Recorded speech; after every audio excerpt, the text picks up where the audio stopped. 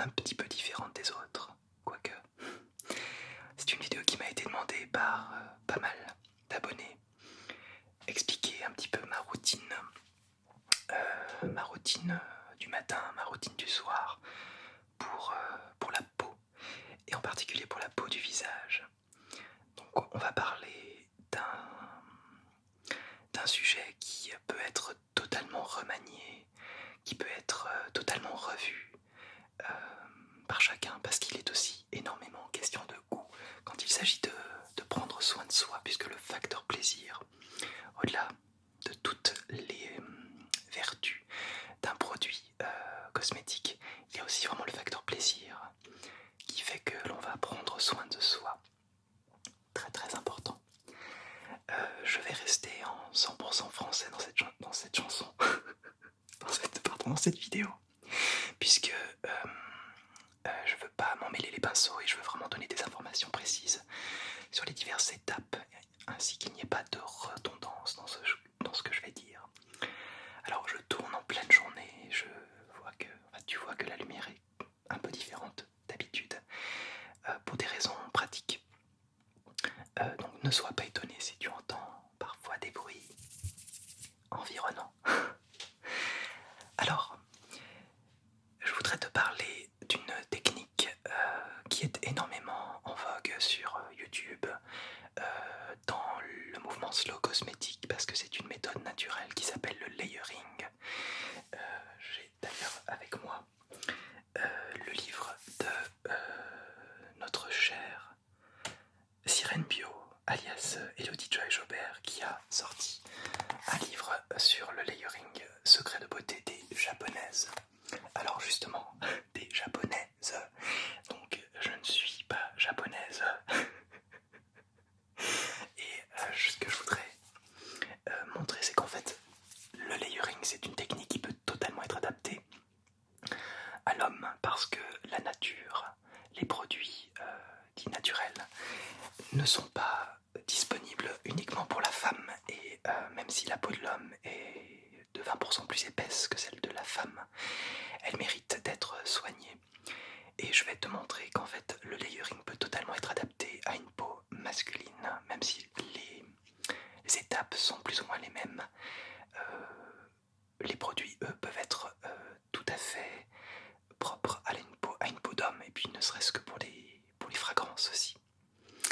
Alors, en quoi est-ce que ça consiste, le layering? Layering, c'est un mot qui nous vient de l'anglais.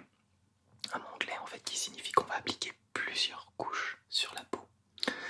Donc c'est quelque chose, moi si je l'applique, et je vais te montrer que c'est quelque chose de très simple, on a tendance à vouloir utiliser des crèmes à s'hydrater. On se dit mais de toute façon ma peau va très bien. Flo, arrête de nous parler de layering, moi j'utilise une crème qui est sensationnelle. Alors, personnellement, je n'aime pas trop les crèmes, pour la simple et bonne raison que quand on creuse un petit peu dans ces produits de pharmacie, souvent on peut aller chercher ces produits en pharmacie, eh bien on va trouver des produits irritants en infime quantité. Par exemple, si c'est des produits Aven, des produits La Roche-Posay, en principe ce sont des marques qui limitent les allergènes. Mais quand on creuse un petit peu, on peut tomber sur du parabène, on peut tomber sur du méthylisothiazolinone, qui est un produit très irritant et qui pourtant est contenu dans ces produits-là. Donc, qui dit produit cosmétique de pharmacie, dit aussi produit synthétique. Donc le mieux, c'est vraiment d'aller à l'essentiel. Je pense vraiment, et je le crois très fort, que la nature met à disposition des produits et qu'il n'y a pas besoin de faire des émulsions de génie ou des traitements chimiques incroyables pour obtenir des effets. Voilà, il faut apprendre, laisser le temps au corps de réagir, lui donner, et puis se donner ce plaisir-là, et toujours savoir aussi ce qu'on applique, voilà, sur son visage et puis sur son corps. Alors, en quoi est-ce que ça va consister, le layering? Il va y avoir plusieurs étapes, donc je vais reprendre les étapes que nous préconise Sirène dans son livre, parce que j'utilise les mêmes, à ceci près que je ne les fais pas tout à fait dans le même ordre. Alors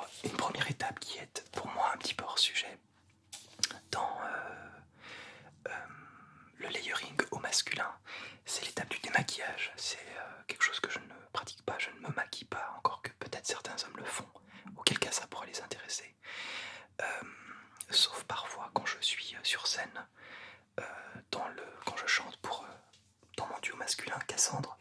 Il est vrai que parfois on utilise du maquillage, mais c'est vraiment exceptionnel. Donc outre le maquillage de scène, je ne me maquille pas au quotidien. Alors je cite Sirène. Elodie, j'ai envie de l'appeler Sirène parce que c'est comme ça que je la connais.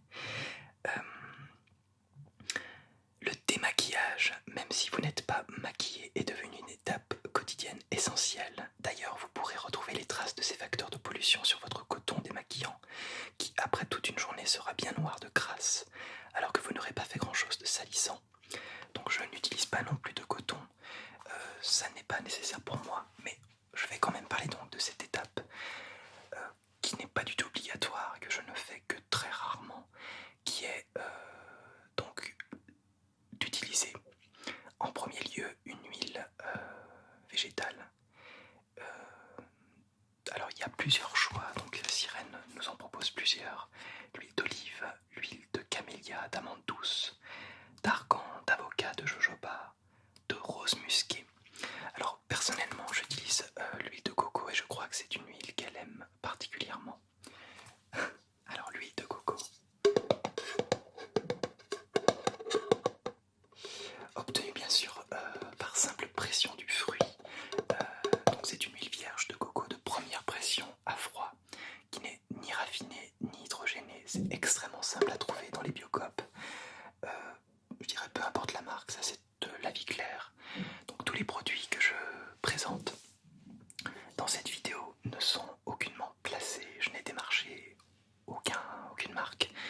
Ce sont des produits que j'aime, des produits que j'utilise voilà, en alternance, ce qui fait qu'au bout d'un moment j'en ai pas mal. Alors on utilise l'huile de coco de manière pour moi facultative quand on est un homme et qu'on se maquille pas, mais à raison d'une fois par semaine, peut-être une fois toutes les 2 semaines, pour vraiment avoir cette action antibactérienne de l'huile de coco. On en prend très très peu, une petite noisette dans la paume des mains. Alors l'été c'est pas ultra agréable parce qu'elle est liquide, mais dès que l'automne revient, cette huile va se resolidifier. Donc on en prend, c'est très agréable à l'odeur en plus, si tu aimes la noix de coco. On en prend un petit peu dans la main, on la fait chauffer, et une fois réchauffée, on l'applique sur le visage. Donc il s'agit de se faire un massage à peu près, je dirais 30 secondes, 1 minute. Faut pas hésiter à se masser le cou, la nuque avec. S'offrir un massage, ça fait toujours du bien. Ce que je fais en principe, je fais ça juste avant de prendre une douche. Donc j'applique sur tout le visage un massage et ensuite je commence ma douche et je laisse l'huile de coco agir pendant que je me douche, c'est-à-dire que je vais nettoyer mon visage seulement à la fin de la douche. Ce qui permet à l'huile de coco de vraiment avoir des vertus relipidantes et antibactériennes et comme le dit Sirène, vraiment de décrasser entre guillemets la peau de tout ce qui est pollution. Si tu vis dans une grande ville comme c'est mon cas, ça a vraiment cette action là. Deuxième étape, on va utiliser un savon pour nettoyer, pour enlever tous les corps gras et retirer le film de gras qui est sur la peau. Et en même temps, tout ce que l'huile de coco a extrait de la peau à nettoyer. C'est pour ça qu'il faut vraiment la laisser agir un certain temps. Alors j'utilise vraiment de préférence un savon saponifié à froid. Il y aurait aussi des gels nettoyants pour le visage. Alors chez Floram, il en existe un qui est pas mal du tout. Aux huiles essentielles, je crois que c'est de cèdre. Mais de préférence, pour ma part, le savon. Alors j'en ai plusieurs. Un premier exemple que j'aime beaucoup, donc de la savonnerie du Nouveau Monde, l'Avocamande, qui est en fait un savon donc fait d'huile d'amande douce ainsi que d'avocat. Alors j'aime beaucoup en plus l'histoire de cette savonnerie que j'ai découvert sur YouTube via, je crois, je me souviens plus. En tous les cas, je l'ai découvert sur YouTube cette savonnerie qui a vraiment toutes les appellations. Le label Slow Cosmétique notamment. Alors, ce que j'aime dans ces produits, déjà c'est la démarche. En fait, c'est un couple qui a créé cette savonnerie et qui a créé ce savon pour leur fille qui avait la peau irritée. Et finalement qui ont mis à disposition ce savon-là pour tout le monde en fait. Et je me souviens dans une interview, donc il y a vraiment une vraie démarche Slow Cosmétique de ne pas mettre d'ajout de produits irritants. En plus, on peut très facilement retrouver de la traçabilité d'un savon saponifié à froid. En fait, c'est une comment dirais-je, une composition très simple, le savon, avec une glycérine très riche, très naturelle, qui va être extrêmement douce. Donc, ce sont des savons qu'on peut utiliser pour les enfants, pour les bébés, pour les peaux notamment irritées. Après, on va choisir ou pas un savon qui peut être enrichi en huile essentielle. Ici, ça n'est pas le cas. Mais pourquoi pas, à raison de d'infime quantité, bien sûr. Alors celui-ci, je vais l'ouvrir pour te montrer à quoi est-ce qu'il ressemble. Donc par exemple, si on a une peau acnéique, de l'eczéma, du psoriasis, on peut à ce moment-là utiliser un savon, donc saponifié à froid, avec un ajout de lavande aspic, qui peut également aussi être très bon pour adoucir les coups de soleil.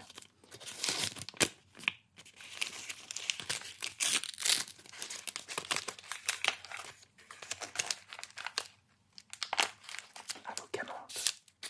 Alors je mettrai les liens en commentaire, en description de cette vidéo.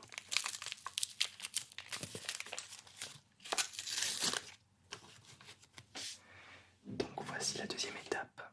Donc j'ai le visage massé à l'huile de coco, je suis sous ma douche. Qu'est-ce que je fais? Je savonne.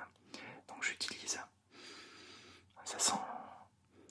C'est pas très fort au nez, puisqu'en fait il n'y a pas d'ajout de parfum. Mais il y a quand même une douceur, une onctuosité qui est très présente au nez.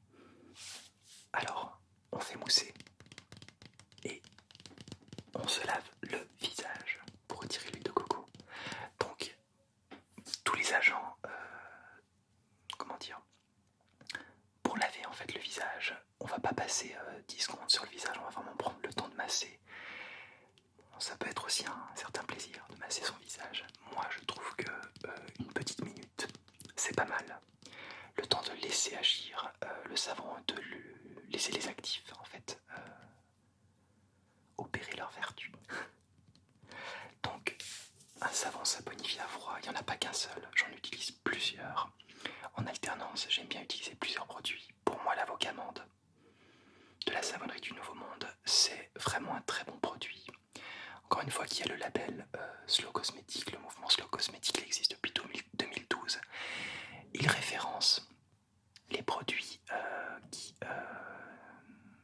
n'ont pas justement donc d'ajout de produits irritants, de conservateurs, on pense aux parabènes, aux méthylisodiazolinone, etc. Alors un deuxième exemple de savon, toujours pour cette deuxième étape, c'est le savon d'Alep. Alors j'en ai deux, un qui est dans ma douche et qui n'est pas très sec, donc j'ai pas voulu le montrer devant la caméra. C'est le savon Nagel, donc savon d'Alep. Il est à 12%, donc c'est fabriqué en Syrie, à Alep. 12% d'huile de baie de laurier et 88% d'huile d'olive. Ça c'est vraiment aussi un savon qui évoque le hammam, qui est extrêmement adoucissant pour la peau et en même temps qui va être antiseptique, notamment pour les peaux acnéiques. On peut utiliser un savon d'Alep. Alors plus la concentration en huile de baie de laurier va être importante, on va même dire à partir de 20%, plus l'action antiseptique du savon va être intéressante. Donc chez Aromazone, j'ai trouvé un savon d'Alep avec 40% en huile de laurier.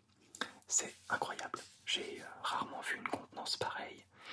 C'est un savon qui est un petit peu ramolli du coup, qui n'a pas la couleur habituelle du savon d'Alep, qui est plutôt clair.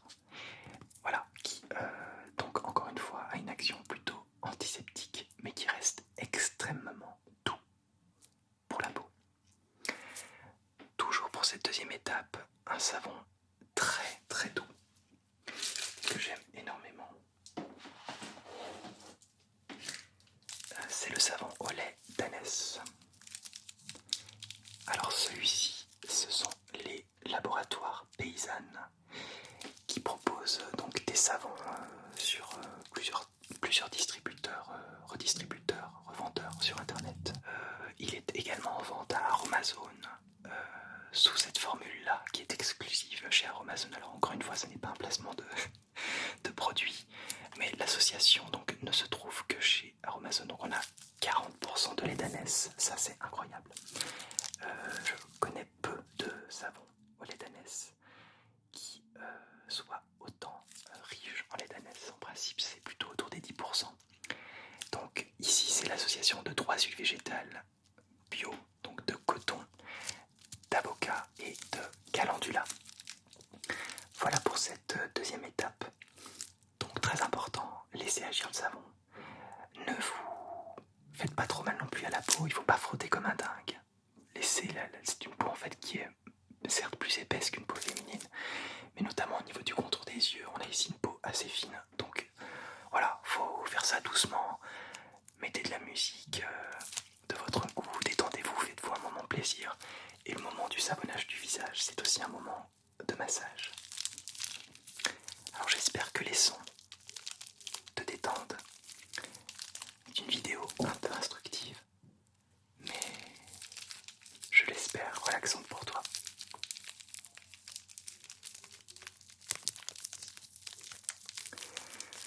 On va passer à la troisième étape.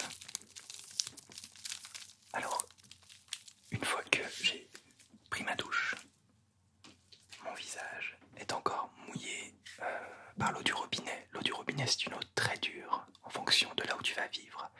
Il peut y avoir énormément de calcaire dans cette eau. Donc la première chose à faire, c'est de sécher le visage en priorité et de vaporiser avec une lotion qui va, comment dirais-je, décoller le calcaire de la peau par microparticules. Donc moi ce que j'utilise c'est l'hydrolat. L'hydrolat c'est l'eau résiduelle de la distillation d'une plante. Donc on a l'huile essentielle et on a l'hydrolat qui est en dessous en fait quand on regarde le processus de distillation d'une plante. Après l'alambic, on obtient tout en haut l'huile essentielle qui est rare, qui est noble, et l'hydrolat qui est l'eau distillée. Donc cette eau distillée, elle a des vertus très intéressantes. Une concentration qui est moindre par rapport aux huiles essentielles, mais qui, à ce moment-là, va permettre de ne pas avoir cette espèce de sensation de sèche, oui, de peau sèche, puisque l'eau du robinet va sécher la peau. Donc, j'essuie la peau, j'essuie mon visage, je vaporise un hydrolat, et tout de suite après, j'essuie mon visage pour enlever le calcaire. Voilà. Donc, pour l'instant, c'est pas très compliqué. Huile de coco en massage, mais encore une fois, c'est facultatif, donc on peut la mettre entre parenthèses. Je savonne mon visage avec un savon de saponifié à froid. Ça peut être un savon ayurvédique. J'en ai pas parlé, mais c'est aussi très intéressant, notamment pour le facteur plaisir, les épices qui sont dedans.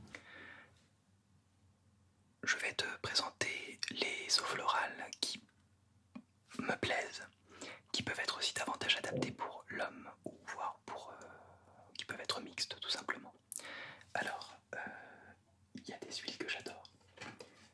Je les adore toutes. Alors je les utilise en alternance très souvent. Donc l'eau florale de verveine. Là, celle-ci vient du jardin des Niels. On en trouve plutôt facilement. Je pense qu'Aromazone doit en avoir aussi. Elle peut s'utiliser diluée en boisson également.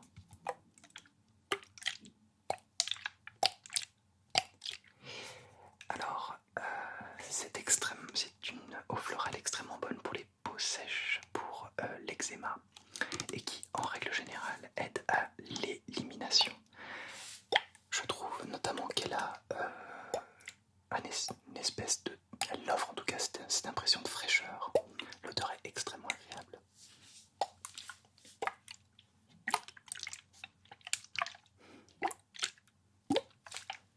Alors une autre eau florale ou hydrolat qui peut aussi s'adapter à une peau masculine. Alors l'eau d'Hélicrise ou d'Immortel, qui souvent vient de Corse, elle agit sur la microcirculation. Donc en principe elle va enlever les irritations, elle peut enlever, si on a un bleu, un hématome, elle va extrêmement bien travailler là-dessus. Elle agit vraiment sur la peau, c'est pas simplement une fragrance, même si ici on parle d'odeur. Pour l'huile essentielle de curry, pour l'eau florale également, je trouve qu'elle se rapproche d'une odeur épicée. Et moi j'aime beaucoup cette... il faut que tu ailles la sentir dans une boutique d'huile essentielle. Je trouve qu'elle a vraiment ce côté épicé qui peut très bien convenir à une peau masculine. Qu'est-ce qu'on me dit? Donc elle est connue pour apaiser les zones sensibilisées de la peau, en vaporisation sur le visage, et le coup, elle contribue à calmer les rougeurs et les irritations, à atténuer les cernes. Voilà, donc elle est astringente, et pour moi, c'est vraiment une huile qui s'adapte bien à une peau masculine.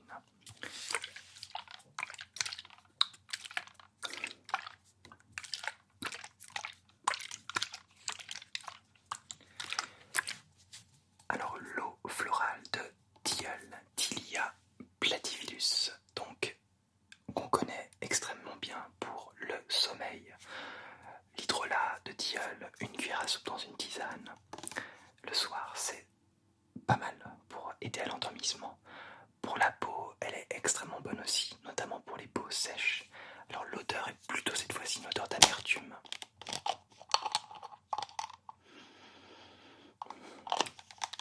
Donc pas vraiment rafraîchissante, mais pour ses effets apaisante, je la recommande aussi. Alors donc les flacons qui sont dans ces tons roses, c'est toujours le Jardin des Niels en Auvergne.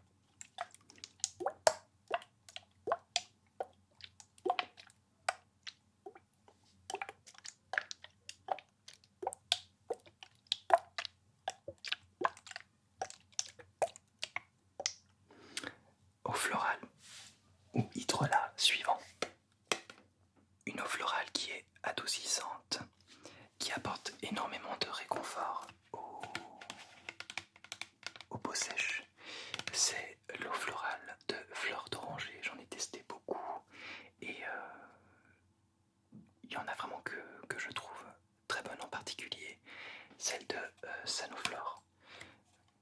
Bon, elles n'ont pas vraiment de grande différence, hein.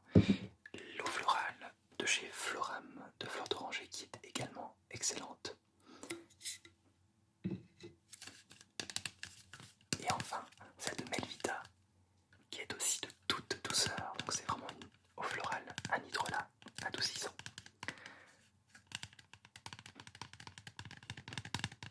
Et un petit peu de tapping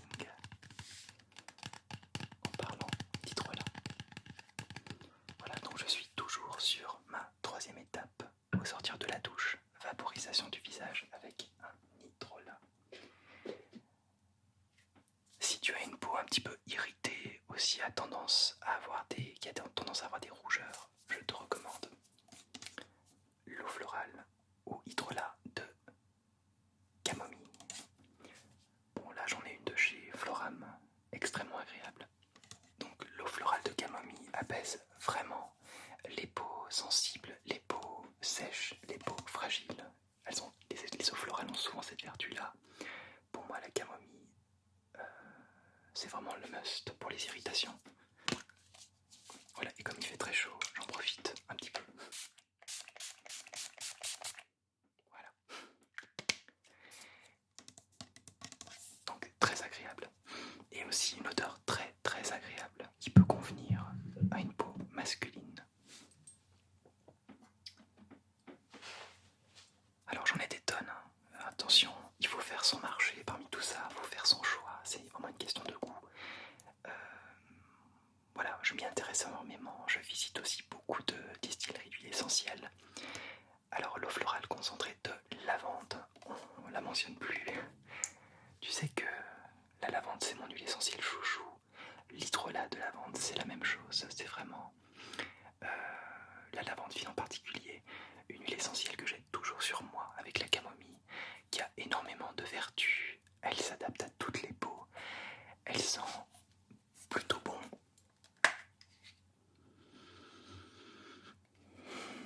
Elle ramène dans le sud avec la Provence.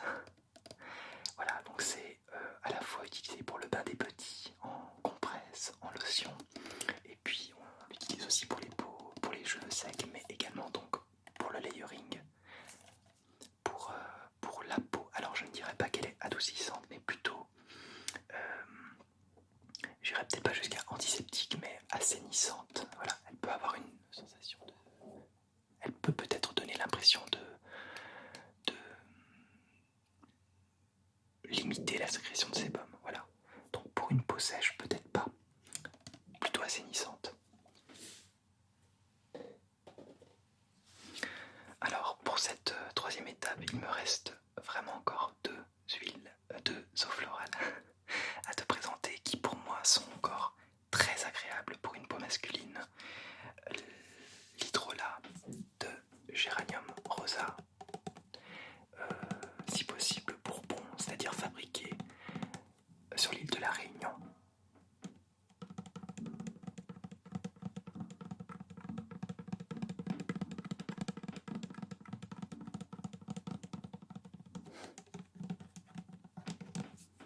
L'odeur est extrêmement exotique, fleurie, je dirais, mais pas vraiment comme la rose. C'est vraiment une odeur de fleur tropicale qui, pour moi, est aussi bien adaptée à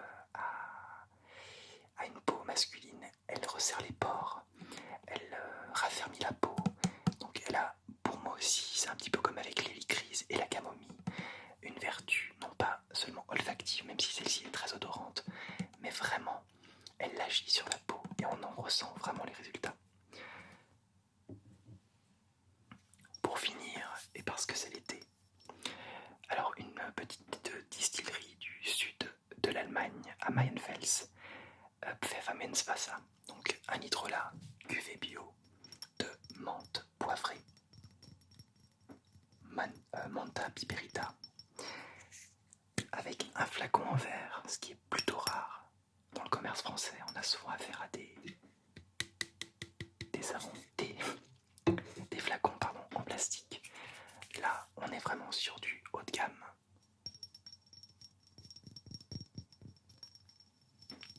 Et j'espère que les sons ne sont pas pour te déplaire.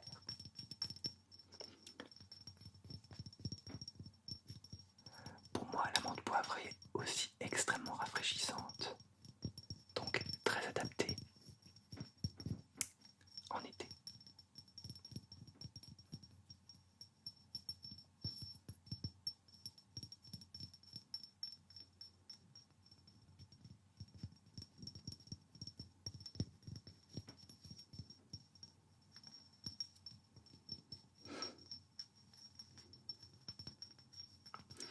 Donc l'hydrolat permet vraiment d'enlever le calcaire après une douche. Donc quelques pulvérisations, on essuie le visage et ensuite on en remet. Alors parfois on peut même mettre 2 hydrolats. Donc une fois qu'on sort de la douche, on pulvérise. Alors moi j'en utilise beaucoup. Je n'utilise pas de coton, donc je vais jusqu'à 10-12 pulvérisations sur le visage. Voilà.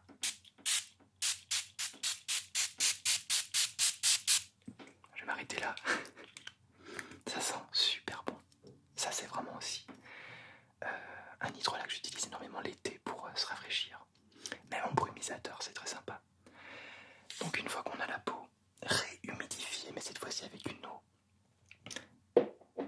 distillée qui ne contient donc pas de calcaire, une eau pure, on va non pas encore hydrater, mais utiliser un corps gras pour reconstituer le film hydrolipidique de la peau. avec une huile, cette fois-ci végétale. Alors là encore, tout va dépendre de ta peau. Moi, ce qui me convient le mieux, c'est l'huile d'amande douce que j'ai ici. Alors ça, c'est de chez Melvita, avec un flacon qui est plus en très bon état d'ailleurs. Donc il ne s'agit pas d'en mettre des tonnes, attention. Même s'il y a des huiles, certaines huiles qui sont dites sèches, l'huile d'amande douce peut laisser cette sensation de gras. Donc 2-3 gouttes dans le creux de la main. Donc il y a plusieurs manières de l'utiliser. Donc certains vont mettre dans la main 2-3 gouttes, les répandre sur la paume des mains, puis en les faisant chauffer et se masser comme ceci. Alors c'est pas ma méthode. J'ai ma chaise qui grince pendant que je vous parle. C'est plutôt ma méthode, ça serait plutôt donc d'avoir le visage réhumidifié par l'eau florale en mettant du bout des doigts, mais vraiment à peine, un petit peu d'huile. Voilà, donc c'est pour moi encore l'occasion de se masser un petit peu le visage, pas très longtemps, mais le temps de laisser l'huile agir. Alors ça fait quelques minutes que j'en parle, comme ça semble peut-être un peu long, ça l'est pas du tout.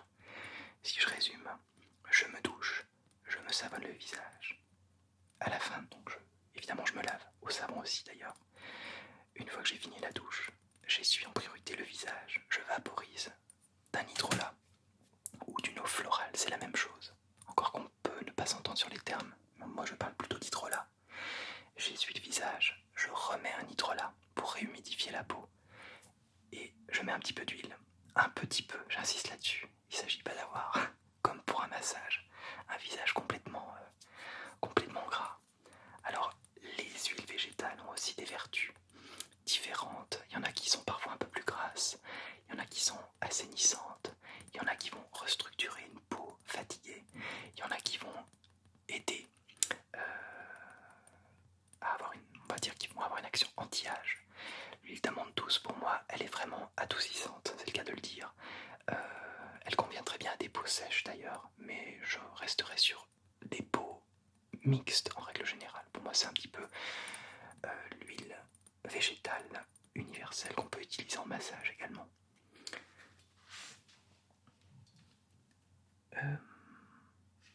Alors pour les huiles végétales, il y en a une que j'aime beaucoup également. C'est l'huile d'argan, qui est régénérante, qui est dite aussi anti-âge. Moi je la trouve vraiment très agréable et je trouve qu'en plus elle laisse une petite odeur sur la peau. Une odeur d'huile fraîche qui est très agréable. Donc elle a un pouvoir extrêmement antioxydant, l'huile d'argan. Et elle lutte contre le vieillissement cellulaire, bien évidemment. Donc c'est assez connu, ça peut être assez onéreux, hein, mais ça a vraiment une action pour moi bénéfique. Et celle d'Aromazone n'est pas très très chère. D'ailleurs, tu peux te procurer donc des huiles végétales si tu as envie de tester dans des flacons de 10 ml, ce qui fait que ça diminue énormément les frais.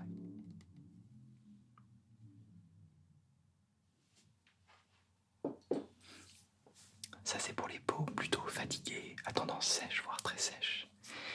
Une autre huile que je trouve très protectrice, c'est l'huile de jojoba. Donc là encore, je te fais un listing d'une tonne de produits avec un inventaire assez vaste. Il ne s'agit pas d'avoir tout ça chez soi. Une huile végétale, un hydrolat, un savon, ça suffit. On est à 3 produits. Alors l'huile de jojoba convient vraiment à tout type de peau. On peut l'utiliser parfois aussi pour les cheveux. Elle protège la peau de la déshydratation. Et puis elle est connue pour réguler aussi la sécrétion de sébum sur la peau.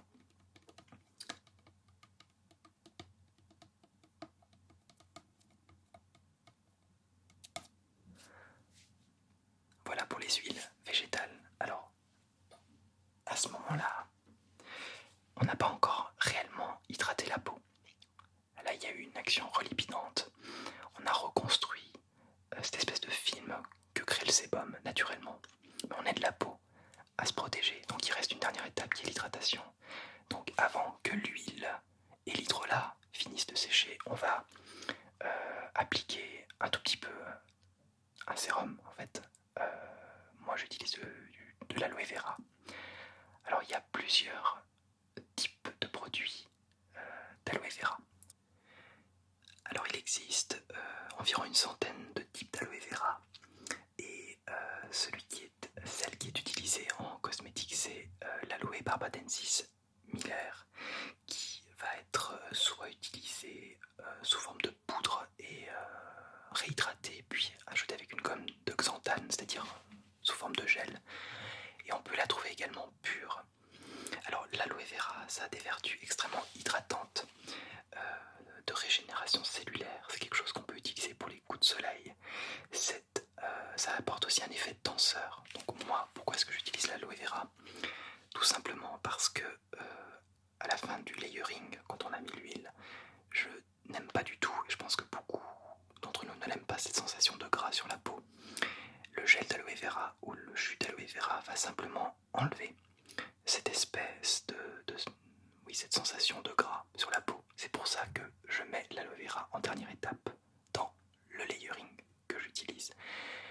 Voilà, après les goûts et les couleurs, c'est comme ça que je le fais moi personnellement. J'utilise 2 produits à base d'aloe vera. Alors, il est connu, il se trouve facilement en Biocop, le gel d'aloe vera de chez Pure Aloe. Alors en fait, il n'est pas fait à base d'aloe vera pur. C'est en fait à base d'extrait d'aloe vera auquel on a rajouté, si je ne me trompe pas, de la gomme de xanthane. Je suis en train de regarder les ingrédients. Alors il y a de l'extrait de feuilles d'aloe vera, aloe barbadensis leaf. Ça n'est peut-être pas de la gomme de xanthane, alors je ne sais pas ce que c'est, mais en tout cas il y a ajout d'un gel. Donc il est question d'aloe vera frais bio 98%, mais quand on regarde les ingrédients, il est question d'extrait de feuilles d'aloe vera. Donc c'est pas complètement clair cette histoire. En tous les cas, c'est un produit qui est très pratique parce que vu que c'est un gel, on peut émulsionner. C'est pas ce que je fais personnellement, mais on peut faire des émulsions, c'est-à-dire mélanger le gel d'aloe vera avec une huile essentielle à alors vraiment des quantités infimes, 1%, 2%, 3 maximum, et encore c'est déjà trop, à mon sens, notamment pour les contours des yeux. Deuxième produit que je prends sur internet, alors là il s'agit d'un jus d'aloe vera pur, 98% de produits bio, le reste c'est des conservateurs, c'est-à-dire de la vitamine E et de l'extrait de pépins de pamplemousse. Donc on a toujours l'aloe barbadensis leaf juice cette fois-ci, et non pas extrait du jus d'aloe vera. Donc on utilise le jus davantage pour les voies internes, c'est-à-dire en cure qu'on va ingérer, un peu plus rarement en cosmétique parce que c'est moins pratique c'est un peu moins pratique à appliquer parce que c'est vraiment liquide. Voilà. C'est comme de l'eau. Et donc ça peut couler, c'est un peu moins pratique, mais ceci dit, les vertus sont très agréables. Donc voilà, j'en mets un peu sur les mains et j'applique sur le visage, voilà. Juste après avoir mis l'huile. Voilà, faut pas hésiter à masser un petit peu aussi, histoire de mélanger ça avec l'huile végétale. Et puis c'est terminé, voilà. Donc évidemment, ça prend pas 30 minutes. Là, j'ai vraiment pris le temps d'expliquer les diverses étapes. Notamment, on peut mettre l'aloe vera avant l'huile végétale. Moi, je fais l'inverse parce que je trouve que ça supprime davantage la sensation de peau grasse que j'aime moins. Faut pas hésiter vraiment à masser sur la fin parce que on parle de vertus hydratantes chez l'aloe vera. Alors ce qu'il faut savoir c'est que l'aloe vera s'évapore en fait pour laisser un film qui va être hydratant si on le combine à un corps gras, c'est-à-dire l'huile qu'on a mis juste avant ou qu'on va mettre juste après. Pour moi c'était juste avant. Voilà, c'est seulement des polysaccharides, des acides aminés, des vitamines qui vont pénétrer la peau. Mais c'est plus voilà, la construction d'un film sur la peau en tant que telle qu'une action purement hydratante. C'est pour ça que l'aloe vera, il faut vraiment l'associer en émulsion à une huile végétale ou dans le cas d'un layering avec un jus d'aloe vera pour ma part. Donc le layering au masculin peut se résumer assez facilement. Il te suffit d'avoir un savon saponifié à froid de ton choix. Donc après c'est à toi de savoir ce qui te fait plaisir, de tester ce qui te plaît. Je savonne sous la douche pendant une petite minute, je prends le temps de laisser le savon agir. Je masse le visage doucement. Une fois la douche terminée, j'essuie le visage. Je passe plusieurs pulvérisations d'hydrolat pour retirer le calcaire. J'essuie. J'en utilise un second ou le même, peu importe. Environ 12 pulvérisations, c'est assez conséquent. Je n'utilise aucun coton. Ma peau est du coup réhumidifiée. J'utilise une huile végétale, juste une petite noisette dans la main, du bout des doigts. Je l'applique autour des yeux, sur les joues, etc. Je masse doucement. L'hydrolat, l'huile végétale, constitue un ensemble qui n'a pas encore totalement séché. Pour terminer, et pour enlever l'effet de gras, j'applique l'aloe vera, le jus d'aloe vera, ou le gel d'aloe vera qui est possible aussi, pour retirer cette sensation de peau grasse. Voilà, donc en fait ça se résume à peu près à 4 produits. Un savon, une eau florale, une huile végétale et du jus d'aloe vera ou du gel d'aloe vera. Voilà pour ma routine, pardon. Donc le layering, c'est une routine très appréciée chez les filles.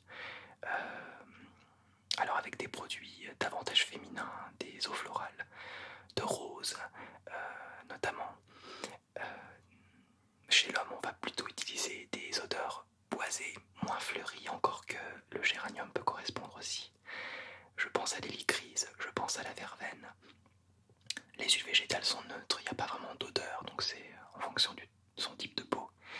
Et on peut éventuellement ajouter des huiles essentielles dans l'huile végétale, mais là encore, il faut faire très attention, notamment pour les soins du visage, et utiliser des quantités infimes, 1%, 2% grand maximum.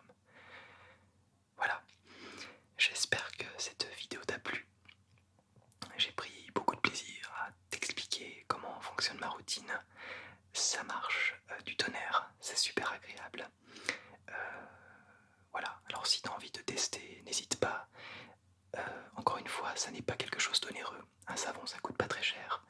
Une huile végétale, il y en a des totalement abordables. Tu peux commencer sur le site d'Aromazone, mais il y a aussi Melvita qui en propose de très bonnes.